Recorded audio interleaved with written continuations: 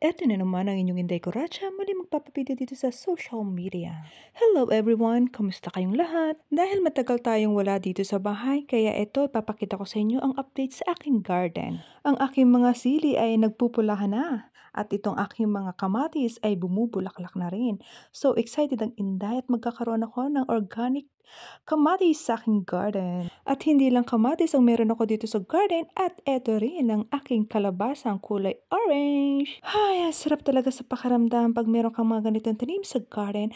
At eto naman ang update sa aking sunflower.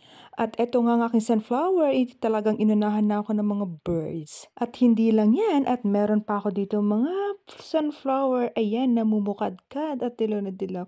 Ang sarap-sarap sa pakiramdam na meron akong ganito dito. Wala lang, share ko lang sa inyo. At eto naman ang aking mga surprising na mga seeds na bigla na lang sumibol after 10 days. Magugulat na lang ako, ano ba yan? Pechay ba yan? Or ano? Malaman natin yan sa mga susunod na linggo. At eto nga ang aking mga bulaklak. Ayan.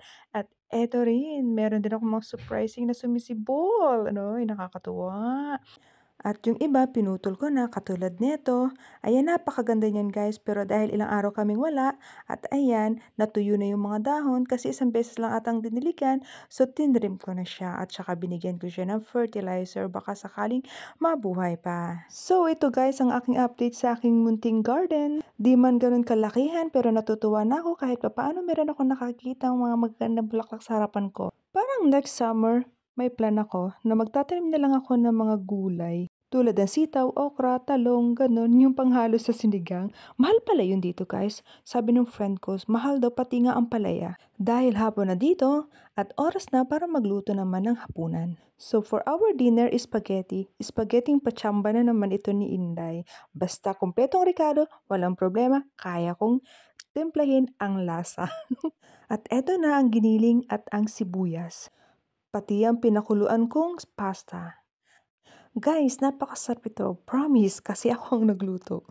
At eto na nga, hinalo ko ng tomato sauce. So, pakukuluan ko siya ng pakukuluan ko ng todo hanggang sa maglangis, langis yung sauce. Hanggang sa makita ko ba yung oil niya. Yun kasi yung magpapasarap doon. At syempre, ang sekreto, ang baul yun. And this is the final looks. Yan, yummy dinner. Spaghetti pacham. Thank you guys!